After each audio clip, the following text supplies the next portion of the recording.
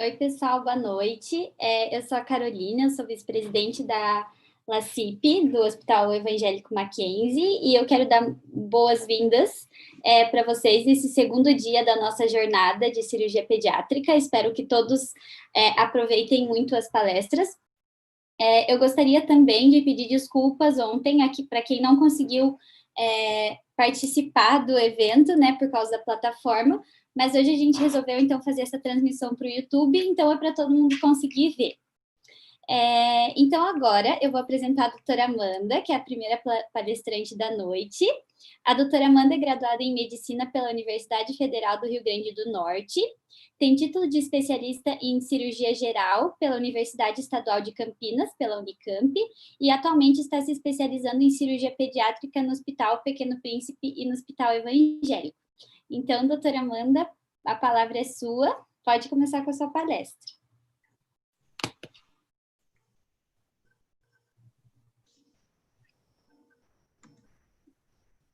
Estamos vendo os slides, tudo certinho. Isso, eu vou só colocar na apresentação. Boa noite a todos. Primeiramente, eu gostaria de agradecer o convite para participar dessa primeira jornada de cirurgia pediátrica da Liga. Então, meu nome é Amanda, sou residente do último ano de cirurgia pediátrica do Hospital Pequeno Príncipe e atuo também no Hospital Evangélico. E hoje a gente vai falar um pouquinho sobre estenose hipertrófica do piloro. Então, para essa aula, a gente vai trazer alguns tópicos para a gente revisar a embriologia e anatomia do estômago, falar um pouquinho do histórico do primeiro diagnóstico de estenose hipertrófica do piloro, o conceito dessa doença, a epidemiologia, os fatores de risco envolvidos, a fisiopatologia, o diagnóstico, como fazer o diagnóstico diferencial, falar um pouquinho de tratamento e das complicações. Então, para a gente lembrar, o estômago ele se forma a partir do intestino primitivo, a partir ali da 5ª semana de gestação. E a partir disso, ele sofre um processo de alongamento, descida e dilatação, tomando a sua forma habitual por volta da 7ª semana de gestação. O estômago é um órgão ricamente vascularizado, então é muito difícil ele sofrer de isquemia. Ele é irrigado pela artéria gástrica direita, pela artéria gástrica esquerda, pelas artérias gastromental direita e esquerda e ainda pelos vasos curtos. Quando a gente pensa na classificação cirúrgica do estômago, a gente divide ele em algumas regiões. Então, a gente tem a cárdia, o fundo gástrico, o corpo, o antro, o piloro e temos duas curvaturas, curvatura menor e curvatura maior. Aqui nesse esquema, inicialmente, vocês veem um piloro no seu esquema normal, com a passagem aqui pelo piloro tranquilamente. E aqui abaixo está a imagem do que a gente vai falar hoje na nossa aula, da estenose hipertrófica do piloro. Então, vocês veem que o piloro ele se torna um canal alongado e estreito, às custas de uma hipertrofia das fibras musculares. Então, vamos falar do primeiro diagnóstico dessa doença. Foi em 1717, Blair falou pela primeira vez dessa doença através de achados pós-mortem. Em 1888, Hirschsprung teve a primeira descrição completa da doença. Em 1908, Fredette falou pela primeira vez do tratamento e ele abordava o tratamento de maneira que você tinha que separar a musculatura e suturar transversalmente. Então, você separava num sentido e suturava em outro. Até que em 1911, Hamstead sugeriu que esse fechamento posterior não seria necessário, bastaria abrir as fibras musculares.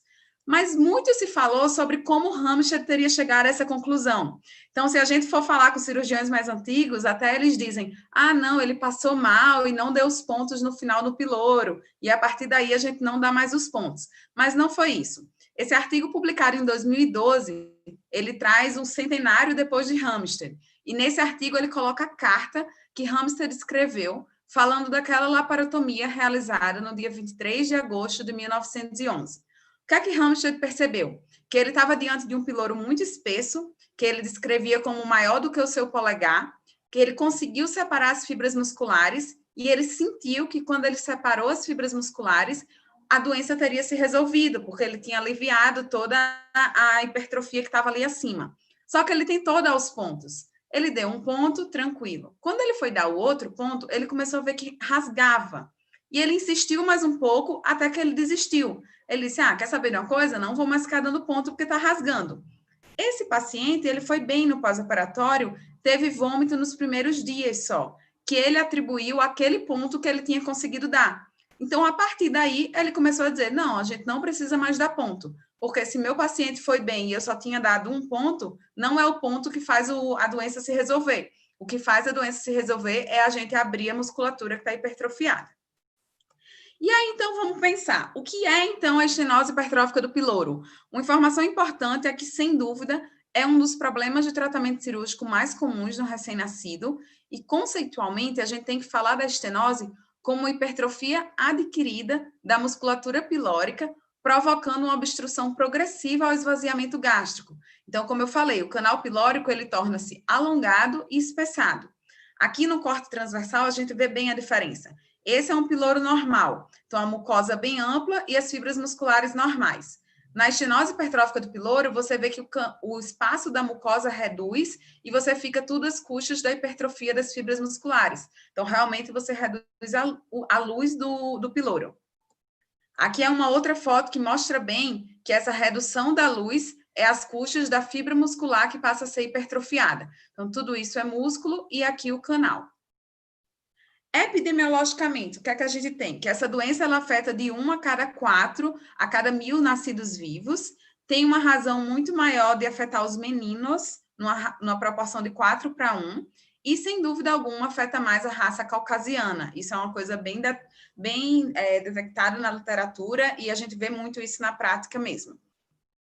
Os fatores de risco dessa doença são vários. A gente fala que a estenose hipertrófica de piloro é uma doença de etiologia multifatorial.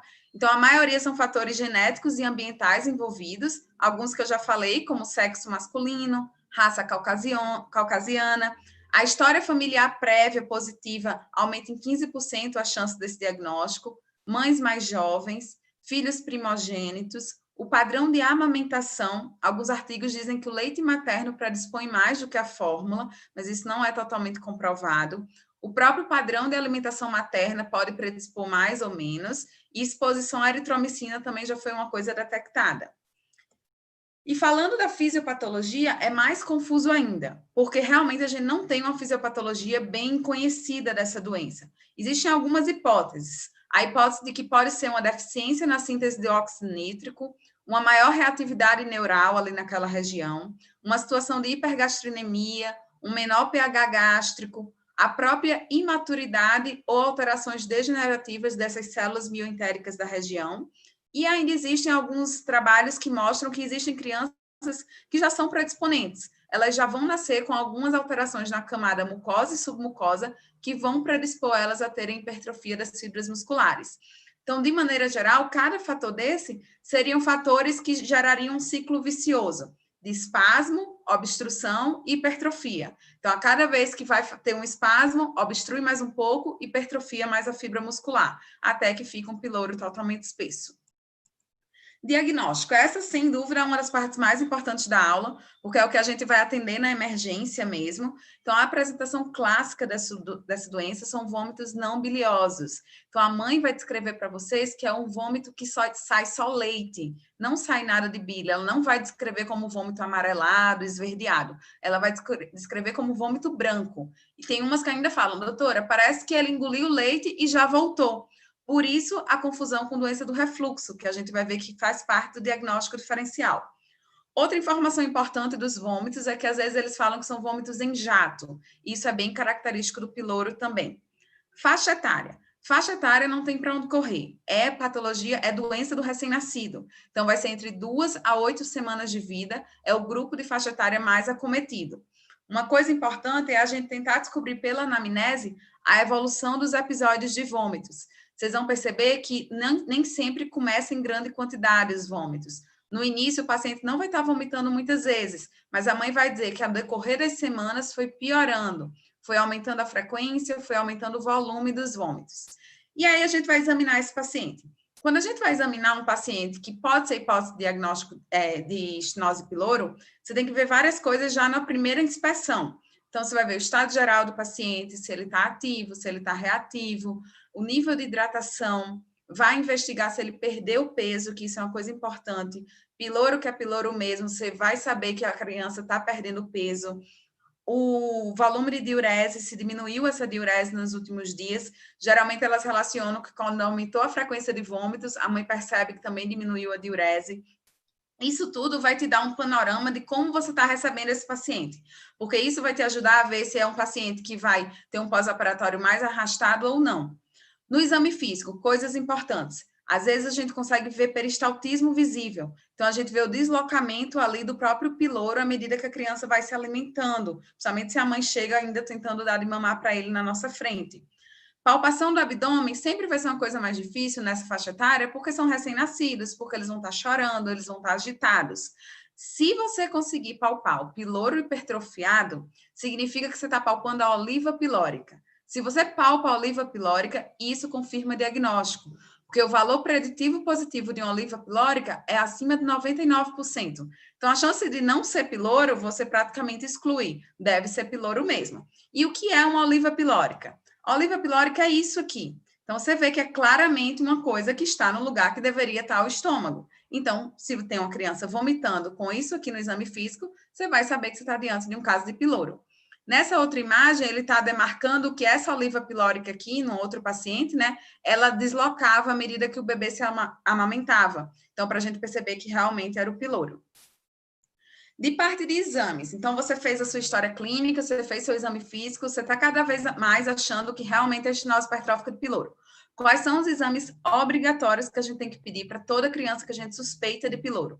Gasometria arterial e alguns eletrólitos. Obrigatoriamente, você tem que pedir cloro e potássio. Por que gasometria arterial, Amanda, e não venosa? Porque o que a gente quer ver na gasometria arterial é o quanto esse paciente está tentando compensar essa alcalose metabólica que é clássica. Então, pensa bem, se eles estão tendendo a fazer uma alcalose metabólica, eles vão tentar compensar fazendo uma acidose respiratória. A acidose respiratória é o quê? É o aumento da PCO2. Se você vê numa gasometria arterial uma PCO2 muito elevada, isso vai te remeter de que esse distúrbio já está mais grave e que pode ser que esse paciente não saia do tubo no final da cirurgia, ou seja, ele pode ter uma apneia pós-operatória. Daí a importância de você compensar esse paciente antes de levar para a cirurgia. O cloro vai estar mais baixo, o potássio vai estar mais baixo. Exames de imagem. O exame básico que a gente sempre vai ter de primeira na nossa linha de medicina é o raio-x. Raio-x de abdômen simples, ele pode te dar indícios de piloro, pode, mas é difícil você confirmar um diagnóstico pelo raio-x. Aqui é um exemplo de um raio-x que mostra uma distensão gástrica, ausência de ar nas alças para frente, e aí com a história clínica e com o exame físico, você até consegue bater o martelo de que era piloro. Mas o exame que a gente mais usa para confirmar mesmo o diagnóstico é a ecografia de abdômen. E quando a gente tem dúvida pela ecografia de abdômen, a gente vai usar o raio-x contrastado, esôfago, estômago, duodeno. Então, agora vamos ver um pouquinho sobre o ultrassom. O ultrassom é um dos exames padrão ouro, ele tem uma especificidade de 95%, e existem alguns números que a gente tem que saber quando a gente está lidando com ultrassom na suspeita de piloro. A espessura muscular, como eu falei que é a hipertrofia da fibra muscular, ela vai estar acima de 4 milímetros para você fechar o diagnóstico de piloro. Esse valor pode mudar para 3 milímetros se você estiver diante de um recém-nascido menor que 30 dias. E a outra informação que a gente pode tirar do ultrassom é o comprimento. Então, aqui, lembra que eu falei? Piloro fica alongado e estreito. Alongado e estreito são as coisas que vocês têm que lembrar. Então, se ele fica alongado, ele fica com comprimento pelo menos acima de 16 milímetros. Outras imagens. Aqui, marcando mais uma vez a espessura muscular, que nesse caso está 5 milímetros, então é piloro. E aqui o comprimento do canal pilórico, que estava marcando 24 milímetros. Então, acima de 4, acima de 16. Amanda, é muito difícil lembrar desses números. Agora vocês estão sabendo de tudo. Daqui a uma semana, quando for fazer a prova da liga, não vai mais estar sabendo. Então, o que é que a gente faz? A gente faz uma regrinha mnemônica. Lembra do valor do pi da matemática? 3,14, não sei o que, não sei o que lá, não sei o que lá. Pronto. Então, o valor do pi, a gente vai lembrar do piloros. Então, o que é que a gente vai lembrar? Que esses são os valores normais. 3 de espessura, 14 de diâmetro, que nem sempre é uma coisa que cobra em prova, porque cobra mais o comprimento, mas já que está no meio do pi, a gente pode lembrar. Então, 3 espessura, 14 diâmetro, 16 comprimento. Esses são os valores normais. Se você tem uma espessura acima de 3, um diâmetro acima de 14 milímetros, um comprimento acima de 16 milímetros, você está diante de uma estenose hipertrófica de piloro. A maioria dos laudos dos ultrassons, eles colocam os valores e já dizem que é piloro. Mas se no prova cair só os valores e perguntar se é estenose hipertrófica do piloro, vocês têm que saber, tá bom? E aí agora se a gente tem um ultrassom duvidoso, o que é que a gente faz? Então, a gente teve a história clínica, que algumas coisas batiam, outras não, o exame físico não era tão característico, o ultrassom ficou naquele valor limítrofe, 3,2, 15,9, que às vezes acontece. O que é que a gente faz? A gente pode fazer o contrastado. O exame contrastado nada mais é do que um exame que vai desenhar o trato gastrointestinal alto, até ali a parte do duodeno. E aqui vão ter vários sinais. É difícil cobrar em prova esses sinais, mas se vocês conseguirem lembrar que existem esses sinais relacionados ao piloro, isso é importante. Eles chamam de sinal do ombro, sinal do bico de seio, sinal do barbante, sinal do guarda-chuva, sinal do duplo trilho. Esses são os mais famosos. Vamos mostrar um pouquinho as imagens. Então, basicamente, você vai entender que isso aqui é estômago, isso aqui é a porção pós-pilórica. E esse aqui seria o piloro. Onde está branco, ele está querendo esquematizar que é o músculo. E aqui seria o canal pilórico bem estreito. Mas em exame mesmo, como é que a gente vê? A gente vê isso aqui. Esse aqui é o sinal da corda ou o sinal do barbante. Esse outro aqui, que eu acho que é um dos mais difíceis de ver, é o sinal do ombro, que é quando você não está olhando para o piloro em si, você está olhando para o estômago antes do piloro, então fica como se fosse um ombrinho. Aqui, de novo, mostrando o sinal do cordão, que fica só um filete passando no meio do piloro. Esse daqui, se a gente forçar a barra, a gente consegue ver o sinal do duplo trilho. Então, você vê um filetinho que seria o que está passando por dentro do piloro.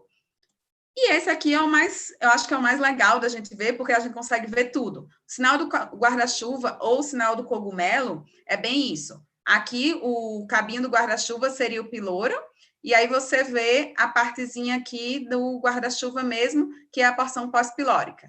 Então, isso é muito mais para exames, assim, de você definir mesmo diagnóstico em situações duvidosas. Falando a real mesmo, é bem difícil a gente precisar chegar nesse nível. Com ultrassom e com a história clínica, é muito fácil fazer o diagnóstico dessa doença. De diagnóstico diferencial. Então, se a gente está falando de vômitos brancos, né, vômitos lácteos, a gente tem que pensar em outras coisas que podem causar vômitos lácteos. Doença do refluxo vai ser um dos maiores diagnósticos diferenciais, tanto que quando a gente conversa com algumas mães, a maioria delas chega mais tarde para a gente, porque já estava sendo conduzida como doença do refluxo pelo pediatra, que é tudo bem, afinal, faz parte do diagnóstico diferencial. Você só tem que ver quando isso está ficando a ser patológico, que é quando a criança começa a perder peso, então isso tem alguma coisa errada. Gastroenterites, de maneira geral, que as mães não vão conseguir dizer se o vômito sempre é lácteo, se o vômito é bilioso também. Situações de hipertensão intracraniana, distúrbios metabólicos, insuficiência adrenal, membrana pré-pilórica, que faz um quadro de obstrução alta, cistos de duplicação intestinal ou variados tumores que podem causar alguma compressão extrínseca. Então, esses são os diagnósticos diferenciais que se a gente pensa em piloro, a gente até pode estar com certeza que é piloro, mas você tem que excluir esses outros. Então, você tem que pensar, eu não estou diante do hipertensão intracraniana, então eu posso pensar em piloro, pode pensar em piloro. E aí, o tratamento. O tratamento é uma das maiores pegadinhas dessa doença. Porque eu, como cirurgiã, estou dando essa aula, todo mundo vai pensar o quê? Nossa, o tratamento é cirúrgico, imediato, tem que operar logo. Mas não. O piloro não é uma emergência cirúrgica. Como eu falei, a prioridade é compensar esse paciente. Você tem que compensar a volemia, você tem que corrigir os distúrbios eletrolíticos. Então, a primeira coisa de todas, se você sabe que tudo está sendo causado porque o bebê está tentando se alimentar e não consegue, você vai deixar o bebê em jejum. E não é porque você vai operar logo em seguida, é porque você precisa deixar ele em jejum para ele parar de perder tanto.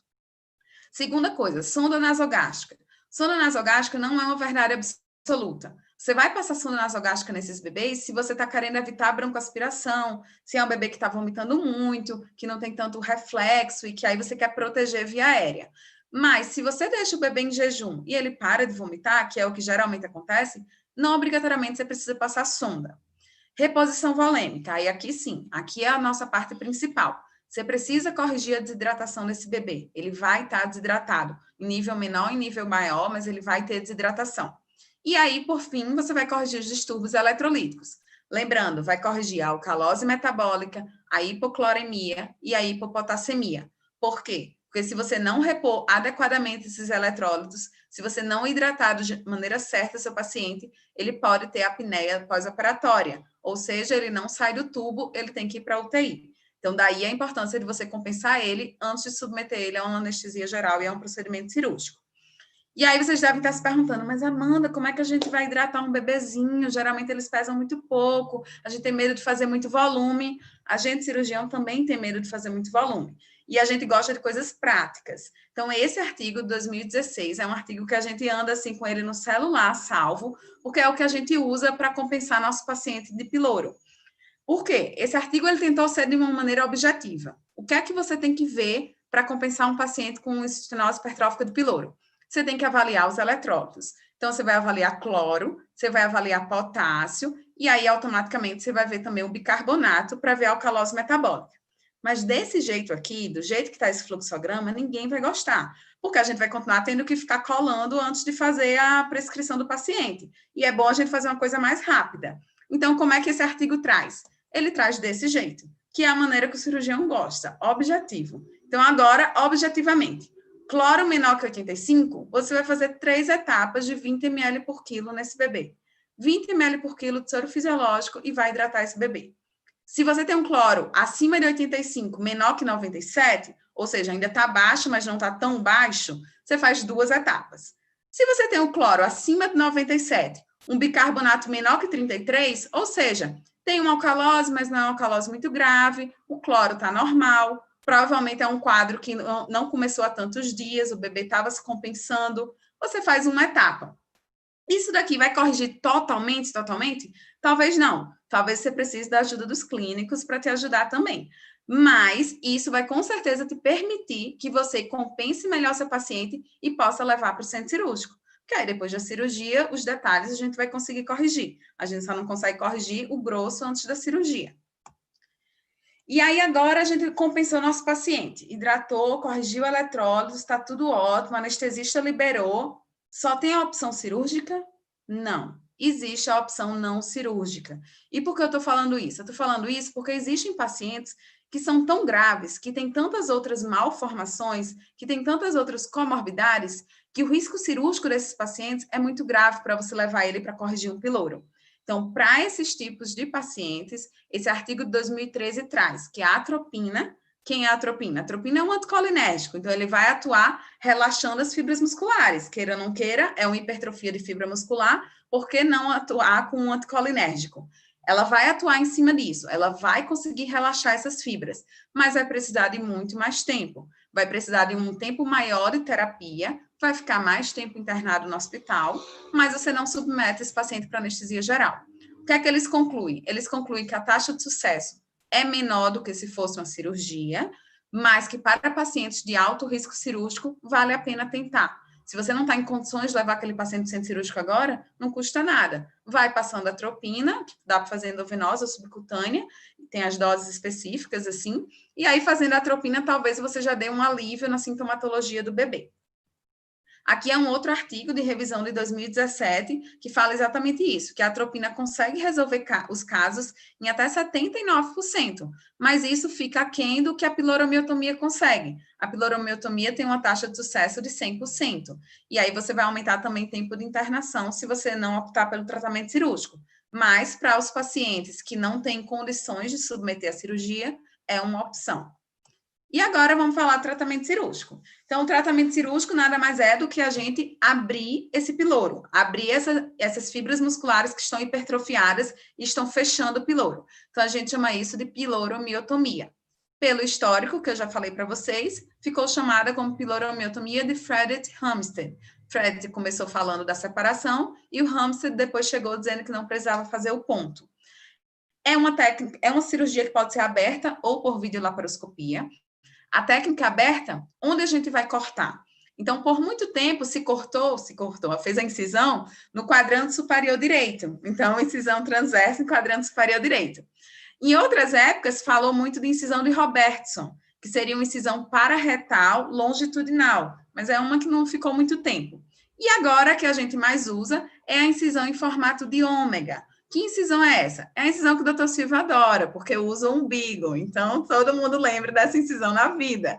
Então, você pega a cicatriz umbilical e você faz uma incisãozinha em ômega aqui acima do umbigo, de modo que você vai ter uma exposição boa da pele, você consegue abrir bem, e aí lá dentro, na aponeurose, você pode fazer uma incisão mediana na linha alba, que aí você aumenta mais ainda o seu campo. Então, aqui são algumas imagens de como a gente aborda aqui, ó, supra-umbilical, e aqui alguns aspectos de como ficam as cicatrizes.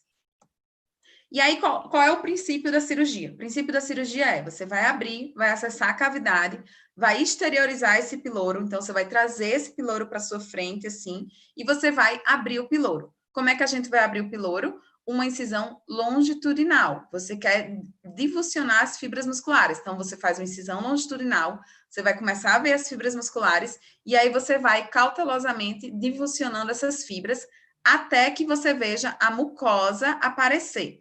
Então, como é que a gente vê melhor isso? Aqui.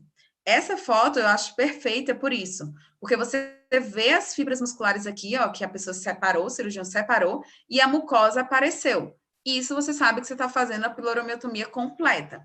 Existem algumas diferenças peculiares, assim, de cada cirurgião, que alguns fazem só a incisão longitudinal, outros fazem a incisão em Y invertido. Você vem até aqui reto, e aí aqui você abre duas perninhas mesmo, que é para você tentar fugir dessa região aqui, que é a mais perigosa de perfurar, que é a junção duodeno-pilórica.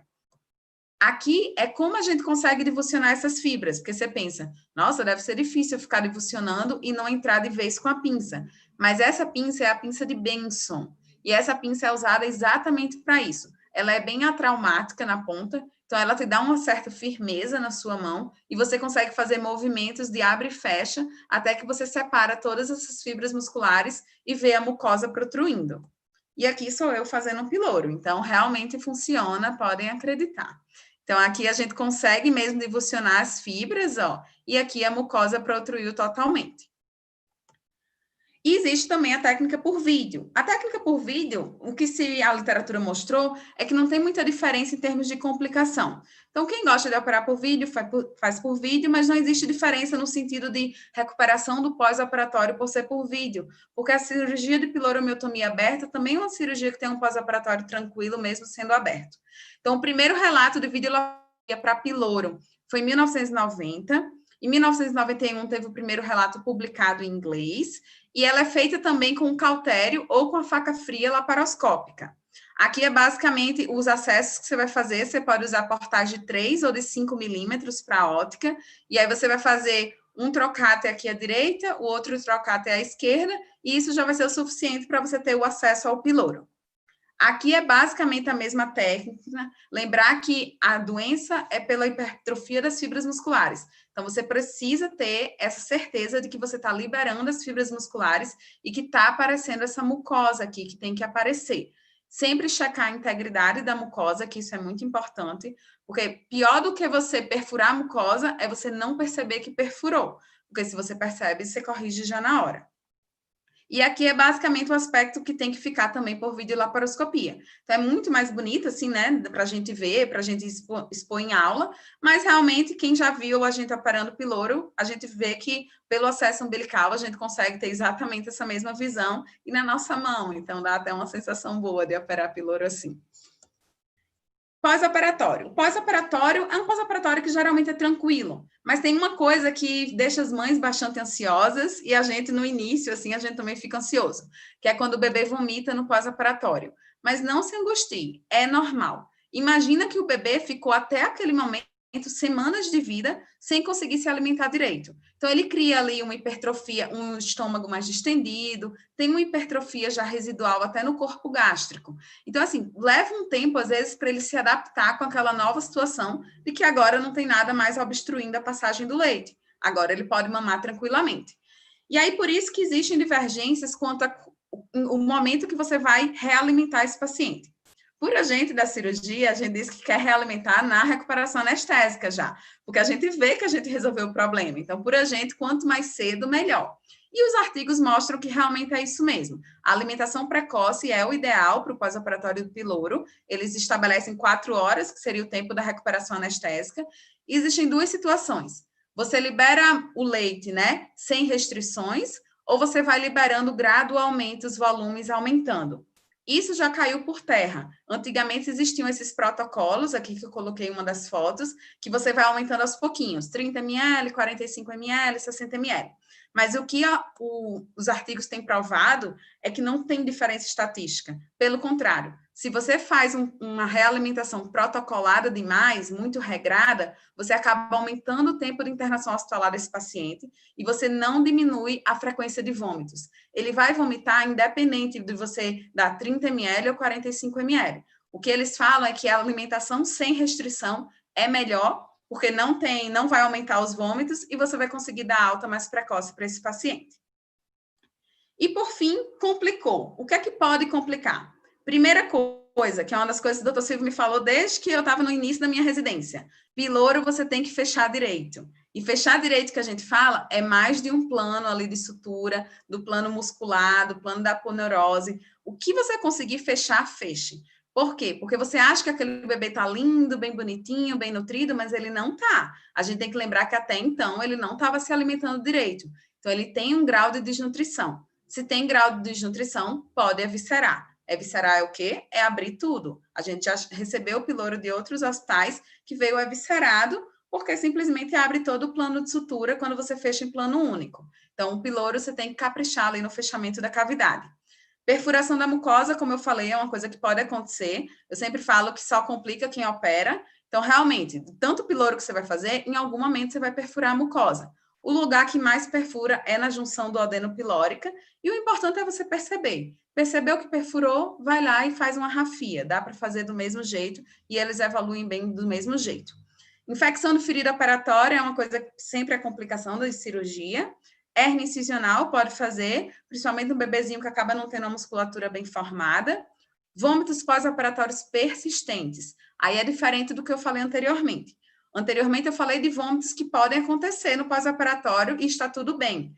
Mas se os vômitos ficam persistentes a ponto de que em uma semana você não conseguiu dar alta para esse bebê, alguma coisa aconteceu. E aí você tem que pensar em piloromiotomia incompleta, que é quando você acha que você divulsionou tudo, que você liberou bem as fibras, mas ainda ficou ali um pouquinho de fibra muscular segurando. E aí essa fibra tem a tendência a o quê? A hipertrofiar de novo. E aí fecha o piloro de novo. Então, isso é importante.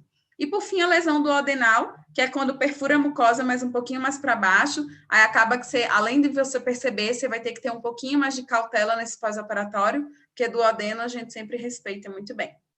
E agora, só para terminar, eu vou trazer algumas questões de como cai nas provas. Porque é muito fácil a gente falar tudo isso, né? Vocês devem estar anotando um monte de coisa, mas como é que cai na prova? Vocês vão ver que não tem mistério. Depois de uma aula dessa, vocês conseguem responder qualquer questão de piloro, porque não tem o que cobrar além do que eu falei aqui. Não tem segredo, piloro.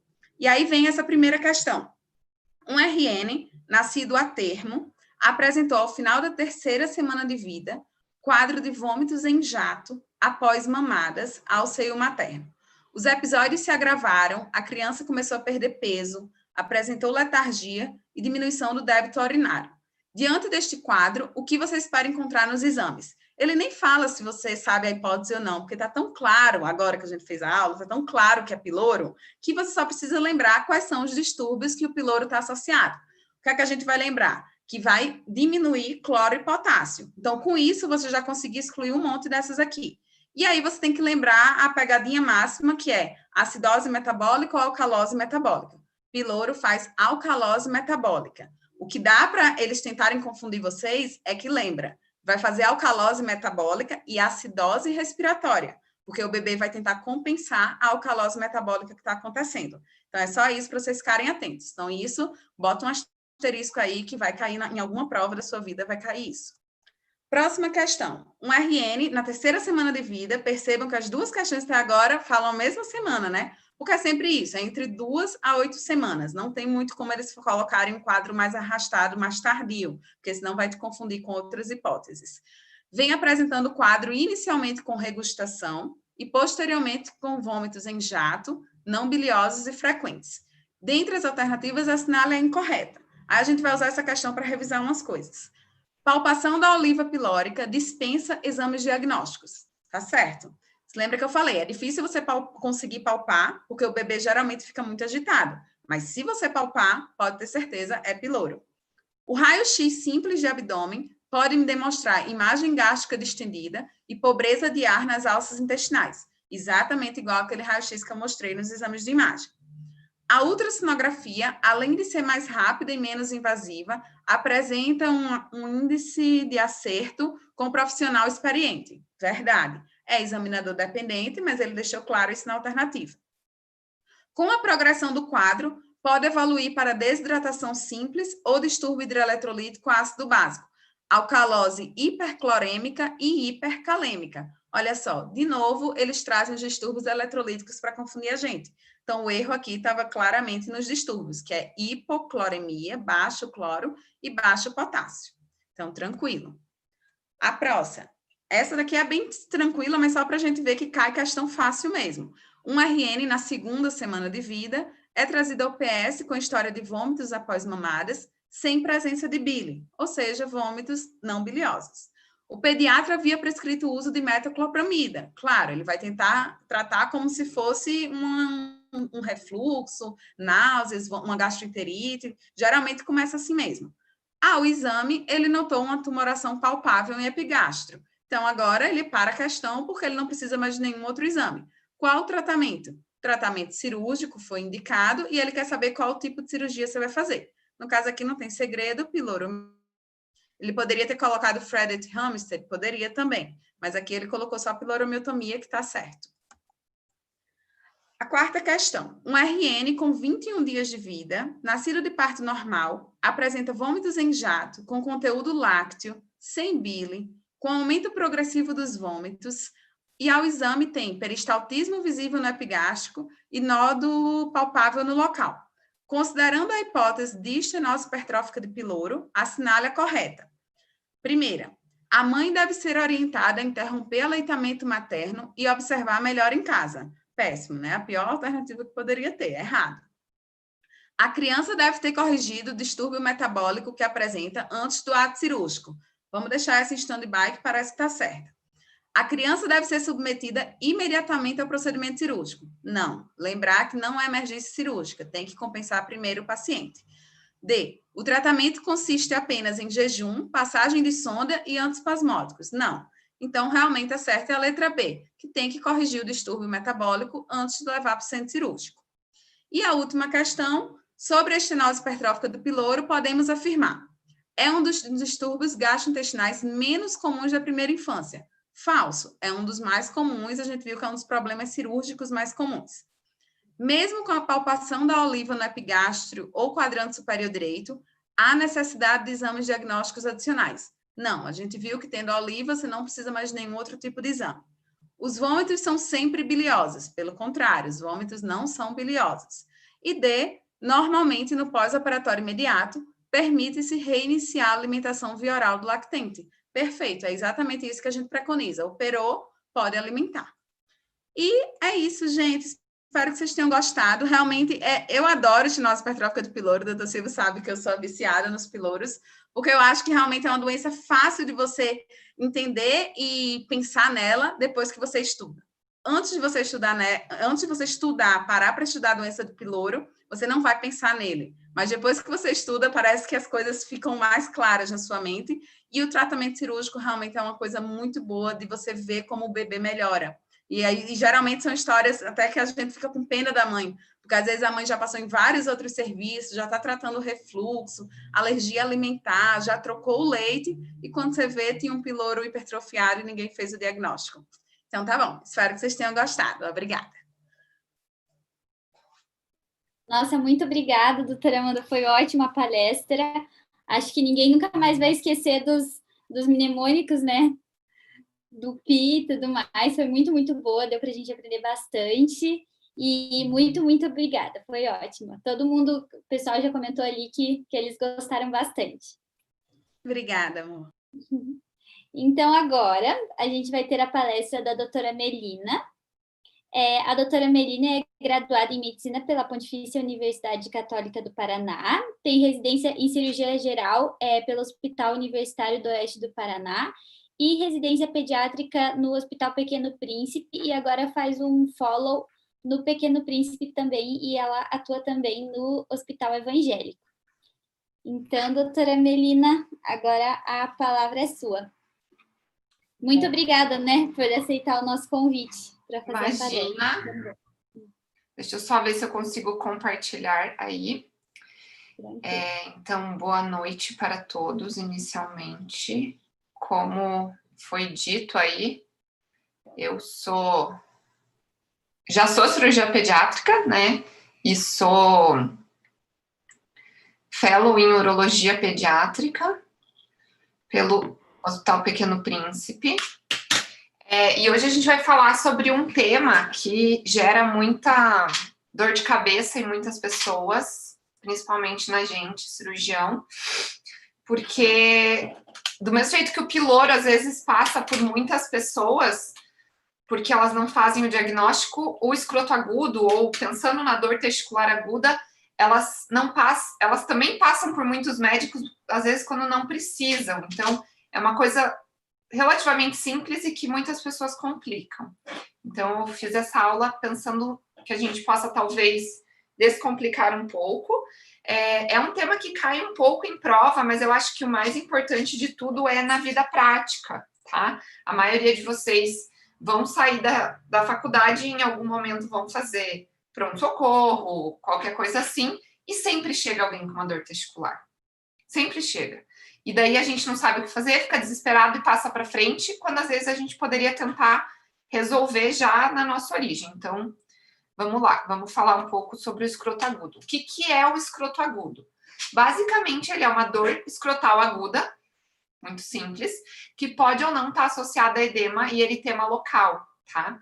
Ele tem diversas etiologias, a gente vai falar sobre as 3 mais comuns, tá? E ela é considerada uma emergência em que sentido? No sentido de que ela precisa de uma avaliação médica imediata, tá?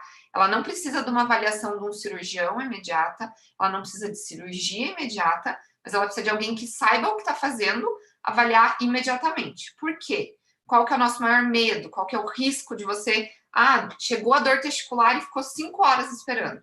O risco é que a gente pode estar feito uma torção de testículo e o resultado, se for uma torção de testículo e demorar, não vai ser dos mais agradáveis. Então, a gente sempre tem que pensar que pode ser uma torção de testículo, temos que resolver logo, tá? Então, as etiologias do escroto agudo, como eu falei, uma delas é a torção testicular, tá? A outra, a torção dos apêndices testiculares, a epididimite e a orquiepididimite. Pode ser também uma hernia inguinal, uma hidrocele, um trauma, um tumor, várias outras coisas, mas os 3 mais comuns são esses primeiros: torção de testículo, torção dos apêndices e epididimite, tá certo? Então, e o que é o mais legal e o mais interessante? Na maioria das vezes, não em todas, mas na maioria das vezes, a gente vai conseguir saber mais ou menos o que está acontecendo só com uma boa história e um exame físico. Nem sempre a gente vai precisar do ultrassom, como a maioria das pessoas acredita. Então, na maioria das vezes, uma história bem feita e um exame cauteloso resolvem o seu problema, tá? Então, vamos lá. Vamos começar pelo mais grave, né? Que é o mais trágico, por assim dizer, que é a torção do testículo, tá? Então, o que ela é, basicamente? Ela é uma torção do cordão espermático, tá? Lembrem o que é o cordão espermático. Ele é o cordão que liga o abdômen ao testículo e junto com ele vem várias estruturas importantes, principalmente o plexo pampiniforme, que é a drenagem venosa do testículo, a artéria espermática interna e os vasos deferentes. Então, vocês podem imaginar que se isso torce, não é uma coisa muito boa.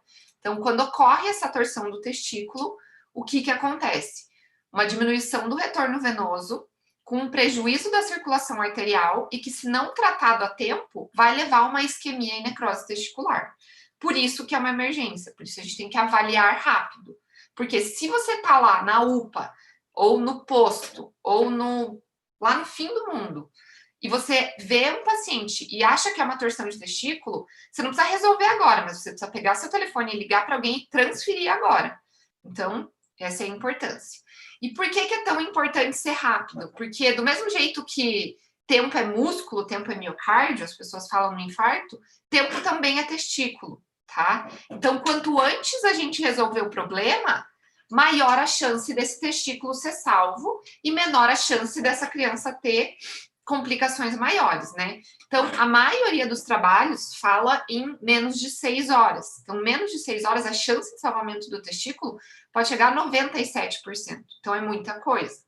Infelizmente, a maioria dos pacientes chegam para a gente não com menos de 6 horas. Em geral, com 6 a 12, tá? Mas ainda assim, a gente consegue uma taxa de salvamento ok, aí 85%. Mas, claro, tem aqueles que vêm com 12, 24, 3 dias de dor.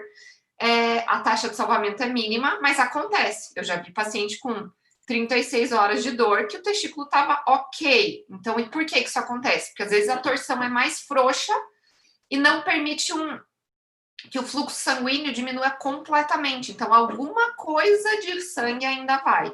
E não é tão dramático, mas na maioria das vezes, com um tempo maior aí de 12, 24 horas, você já tem uma grande chance de perder esse testículo. Agora, se for cair em prova em algum momento na vida de vocês, seja na prova da liga ou na prova da residência, vai ser isso daqui, que eu vou falar agora, que é os tipos de torção testicular. Caiu na minha prova de R6, então na minha prova de fellow. Eu sinto informar que eu errei, mas agora nunca mais.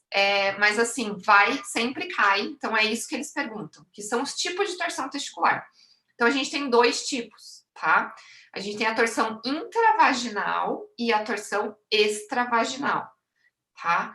A torção intravaginal é a mais comum, que a gente vê na maioria das vezes, é a que acontece no adolescente. E o que acontece? Por que ela acontece? Por que ela se chama intravaginal? O cordão espermático, ele vai torcer por dentro da túnica vaginal, como tá nessa foto aqui, por dentro, tá? Então, tem a túnica vaginal ali em volta de todo o testículo, recobrindo ele, e o testículo torce, o cordão torce por dentro disso aqui, tá? Então, normalmente, na cirurgia, você abre a pele, abre a vaginal e acha o testículo torcido ali dentro, tá? Por que isso acontece? Porque Deus quis. Não. Porque essa túnica vaginal, ela tem uma fixação diferente. Normalmente, ela é fixada mais na parte posterior do testículo, tá? Pegando um pouco do epidídimo. E isso aqui, ela sendo fixada assim, e ela é fixada também na pele, isso não permite que o testículo rode. Agora, nessa variação anatômica que eles chamam de bell clapper, que eu fui procurar o que era, e é como se fosse como se fosse o badalo do sino, o badalinho do sino. O testículo, ele fica mais horizontalizado e essa túnica vaginal, ela é fixada mais para cima. Então, ela não termina a fixação dela onde termina o epidídimo, ela é mais alta. Então, o que acontece? Ela permite que o testículo fique solto aqui dentro e essa partezinha aqui que eu tô mostrando consiga rodar, tá? Então, é por isso que ela acontece.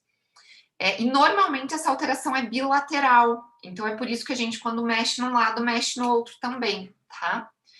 Então, vamos lembrar, intravaginal, adolescente. Intravaginal, adolescente. A torção extravaginal, ela é a torção do recém-nascido, tá? Então, é aquele bebezinho que acabou de nascer ou nasceu e já tá com um testículo ali demasiado, meio endurecido, ou nasceu, deu 2, 3 dias e tem uma alteração no testículo, tá? E o que acontece? Qual que é a diferença da outra? Nesse tipo de torção, o testículo torce, o cordão torce fora da vaginal, então ele torce para cima da vaginal. Na próxima foto que eu vou mostrar, vocês vão entender bem. Aqui vai estar a túnica vaginal normal, não tem nenhuma alteração, e ele torce para cima disso aqui. E por que ela acontece no recém-nascido, tá? Porque durante a descida do testículo, sim, o testículo um dia foi intraabdominal e ele desce em algum momento. Durante essa descida, ele não é tão bem fixado ao escroto. Então, isso permite que ele gire todo e faça essa torção, tá? Pode acontecer bilateral, não é comum, mas pode. Agora, essa é a foto que muda tudo e vocês deveriam tentar entender pela foto, tá? Porque a gente tem os 2 tipos. Então, temos a figura e a foto real. Então, na primeira figura, a gente tem um nenezinho, um testículo recoberto por vaginal e uma torção para cima disso, tá? Então, uma torção extravaginal. Na segunda foto, a gente tem um testículo sem a vaginal. A gente já abriu a vaginal e expôs o testículo. E a torção, como vocês podem ver, é por dentro dessa túnica vaginal. Então, intravaginal. Extravaginal recém-nascido, intravaginal adolescente. É sempre essa pergunta, as pessoas sempre erram, então lembre.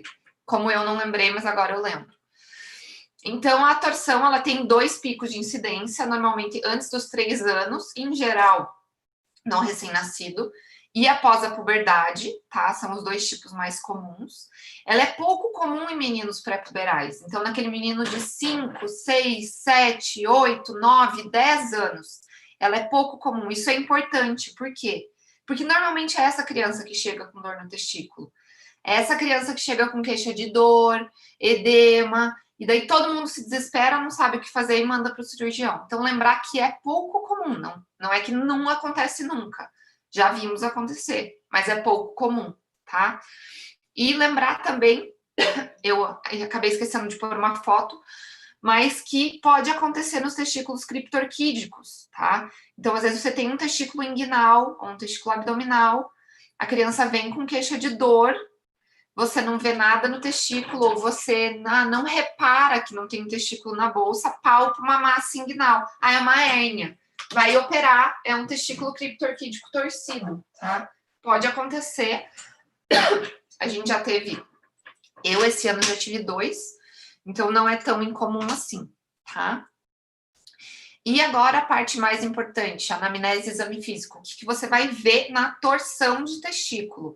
Essa aqui, eu não vou lembrar das outras, tá bom, lembra dessa. Essa é a que importa para tua vida prática. Na anamnese, então, normalmente é uma dor testicular aguda. A criança consegue te dizer que horas começou a dor. Eu acordei de madrugada com dor. Eu tava tomando banho e doeu. Eu tava comendo às 2 da tarde e começou a doer. É pontual, ele lembra a hora que doeu porque dói muito. Então, não é uma dorzinha, um incômodo. Não, é uma dor forte, importante. As crianças ficam incomodadas. Lembrar que essa dor não necessariamente é no testículo. Ela pode ser inguinal ou pode ser no abdômen inferior. Por que eu frisei o abdômen inferior? Eu vou ligar o meu aquecedor porque eu estou congelando, porque a minha casa é muito fria. Por que abdômen inferior? Porque às vezes a criança vem com essa dor abdominal, a gente examina o abdômen, não tem nada, tá tudo bem, e esquece de avaliar o testículo.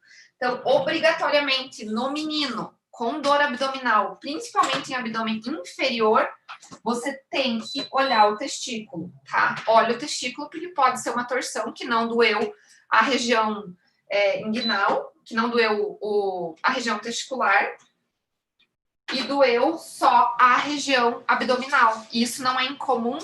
O quê? As crianças, como são adolescentes, eles demoram, às vezes, a falar para o pai, ou não querem falar para a gente que está doendo o testículo. Então dói a barriga, tá? Então lembrem que abdômen inferior pode ser testículo, tá? E essas crianças, na maioria das vezes, vão ter outros sintomas. Em geral, sintomas vasovagais. Então é uma criança que tem náusea, que tem vômito. Eles referem mal-estar. Eu me senti muito mal.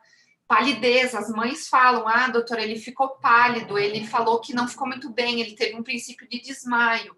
Então, assim, é uma dor tão forte que causa sintomas vagais. Então, é uma dor doída de verdade, não é aquela dorzinha tranquila.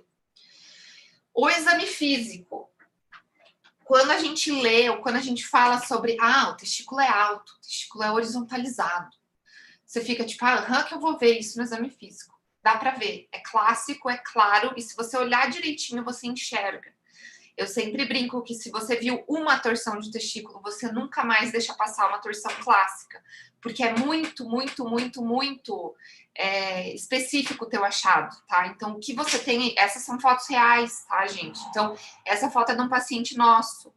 Então, o que você tem? Você tem um testículo alto, não é um pouquinho mais alto, ele é alto mesmo, ele vai lá para perto da base do pênis.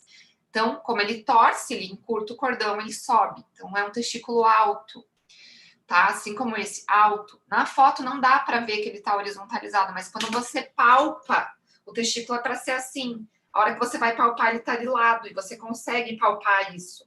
É bem palpável, tá? Não é mentira, não é histologia, que vocês têm que fingir que enxergaram, dá para ver mesmo. E você vai ter outros sintomas associados por vezes. Então, você pode ter edema, você pode ter hiperemia, tá? Você pode ter ausência de reflexo cremastérico, mas se você tem reflexo cremastérico, isso não quer dizer que não é uma torção de testículo, tá? Lembrando que é o reflexo cremastérico, é o que está nessa foto. Você faz ali uma tração ou passa uma caneta, normalmente é o que a gente faz, na parte interna da coxa e o cremaster puxa o testículo para cima, tá? Se vocês pegarem uma torção no início do quadro, com 2, 3, 4 horas de dor, o reflexo ainda está presente. E muitas vezes você não tem edema e não tem hiperemia. Então, o que você tem é um testículo alto e horizontalizado e uma história muito positiva. E, em geral, é um paciente inquieto. É um paciente que anda para lá e para cá. Ele senta, daí ele levanta, daí ele vai para um lado, ele vai para o outro, porque não tem posição que a dor melhore. Então, é aquele paciente que está sempre bem inquieto. Vocês estão vendo que eu não coloquei nessa lista de exame físico nenhum daqueles sinais clássicos. PREM, Angel, elevação do testículo. Por quê? Primeiro porque a gente acaba não usando isso na prática, tá? Os livros nem falam mais sobre isso e eles não são sinais que têm valores preditivos altos. Então, a gente acaba não usando isso na prática. O que a gente usa mesmo é isso, o exame físico com testículo alto e horizontalizado e uma história clínica forte. Então, dor testicular súbita com sintoma vagal, vômito, mal-estar, palidez, inquietude. Então, o dia que vocês verem uma torção do testículo, vocês nunca mais esquecem. E isso tudo, óbvio, no adolescente, né? Ou na criança, um pouquinho mais velha. No recém-nascido, você pode ter 2 alterações, tá? Eu não sei se eu frisei, mas eu vou acabar falando de novo. Quando você tem a torção no recém-nascido, que é a extravaginal, você pode ter uma torção pré-natal, tá? Então, isso torce intraútero. Não é depois que a criança nasce, é até o mais comum. E o que acontece? A criança nasce, o pediatra vai examinar e ele vê isso. Ele vê uma bolsa testicular de um lado normal e do outro mais escura, com essa coloração mais escura. Ele palpa, é uma massa, é um testículo duro, ele não é móvel, ele é aderido à pele e normalmente a criança não tem dor. Então é uma coisa tranquila, tá? Porque já tá faz tempo torcido, então já ocorreu o infarto. E outra opção, né, e outro quadro que você vai ter é as torções pós-natais. Então, é aquele bebezinho que nasce, tá tudo bem, o pediatra examinou, tá lindo, maravilhoso. A mãe vai dar banho ou acontece alguma coisa, a criança fica chorosa, começa a ficar irritada e você vai examinar e tem edema, hiperemia e dor testicular, tá? Não é um diagnóstico fácil, tá? Não é super comum, eu vi acho que 1 ou 2 na minha residência toda. Você tem que lembrar disso, né, para você poder pensar. E nesses casos, na maioria das vezes, você vai ter que fazer ultrassom, porque é difícil você chegar a um diagnóstico sem outros exames, porque uma das possibilidades é que seja um tumor. Então, sempre você vai ter que, na maioria das vezes, fazer ultrassom. Mas lembrar que pode ser neonatal, tá? Extravaginal neonatal. Agora, as outras possibilidades, que são as possibilidades do bem da dor testicular, que é o que você quer que teu paciente tenha, porque se ele tiver uma torção de testículo, isso não é bom. É muito ruim você falar para uma mãe que o filho dela pode perder um testículo. Eles ficam é muito traumático, assim, até porque às vezes eles demoram a levar para o hospital, e daí a mãe sempre fala, nunca ouvi falar disso, doutora, como é que acontece? Então, é bom que sejam as outras coisas. Quais são as outras coisas? A torção dos apêndices testiculares, tá? O que são esses apêndices testiculares? Eles são remanescentes do ducto de Miller ou do ducto de Wolff, de Miller, os testiculares e do ducto de Wolff, os apêndices epididimais, tá? Também chamado de dátide de Morgane. Então, torção da dátide de Morgane, torção do apêndice testicular. E ele é exatamente o que está nessa foto. É um trubisquinho que pendura no testículo e que às vezes pode torcer e vai dar dor, tá? Tanto que em cirurgias testiculares, então orquidopexia ou qualquer, fiz uma hérnia e acabei vendo o testículo. Se a gente acha apêndice testicular, a gente sempre retira, porque pode causar torção e causa dor, né? Normalmente é nos meninos pré-púberes. Então, a torção do testículo não é no menino pré-púbere. A torção do apêndice testicular é, tá? Então, lembrar disso, normalmente nos pré-púberes. 7 a 10 anos, mais ou menos. E como que você vai fazer esse diagnóstico? Não é difícil, tá? Eu vou chegar na parte do sinal do ponto azul e vocês vão falar, não, meninas, você tá brincando comigo. Nunca que eu vou ver isso. Vão, não é difícil. Então, na anamnese, no exame físico, parece uma torção de testículo. É uma dor aguda, pode vir com náuseas, pode vir com vômitos. Mas a hora que você vai examinar, normalmente ele é um exame físico mais tranquilo.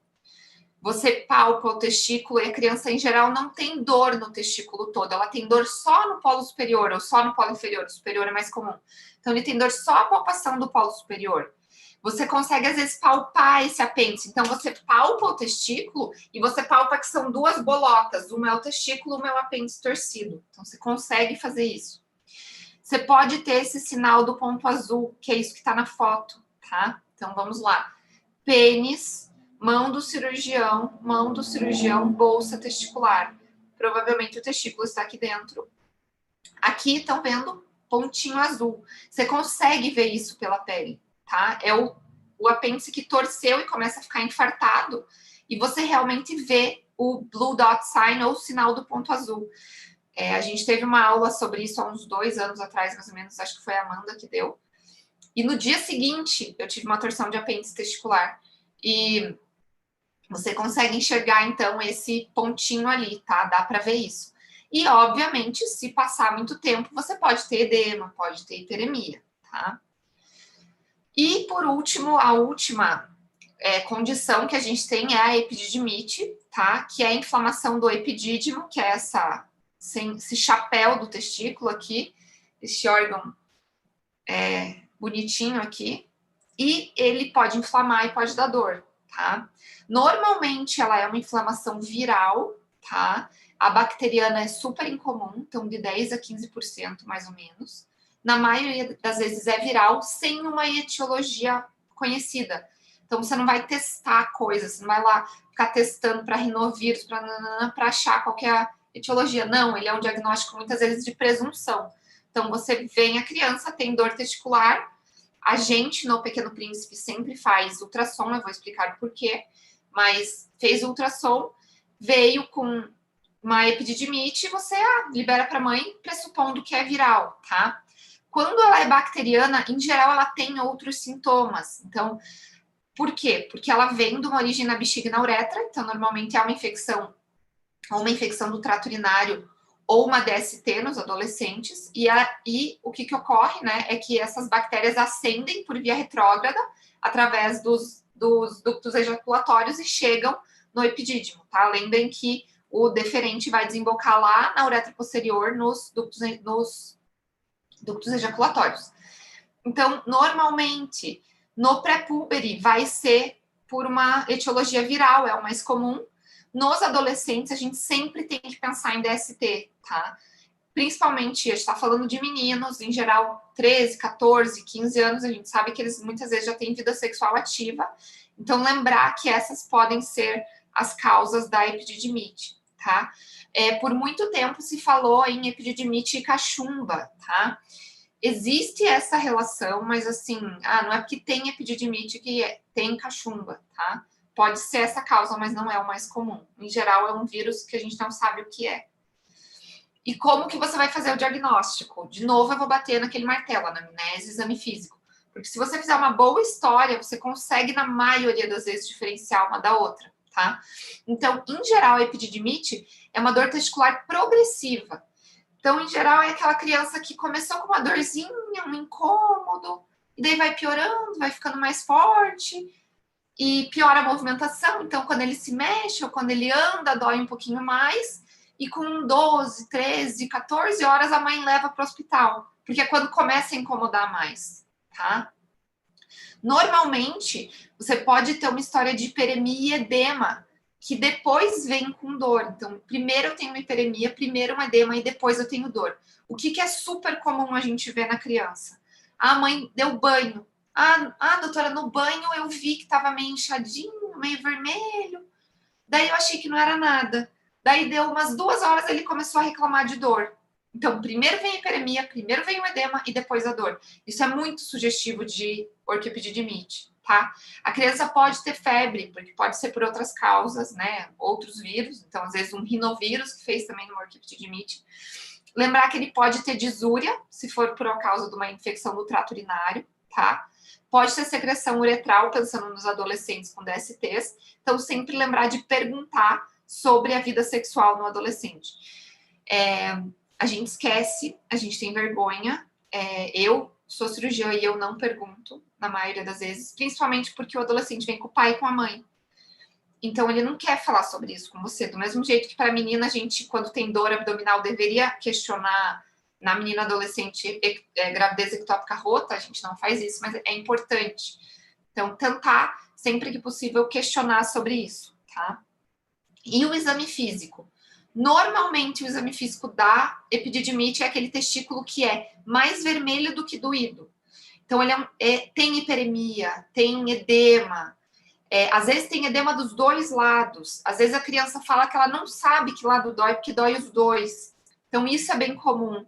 Na maioria das vezes tem reflexo cremastérico. Na torção de testículo pode ser que não tenha. A dor, em geral, se a criança está quietinha, ela não tem dor. Ela vai ter dor quando você palpa. Você começa a palpar e ela chora, reclama. O testículo vai estar em posição normal, então não é um testículo elevado. E uma coisa que é bem comum, a gente chama o paciente para a sala e você vê que o paciente vem caminhando de perna aberta.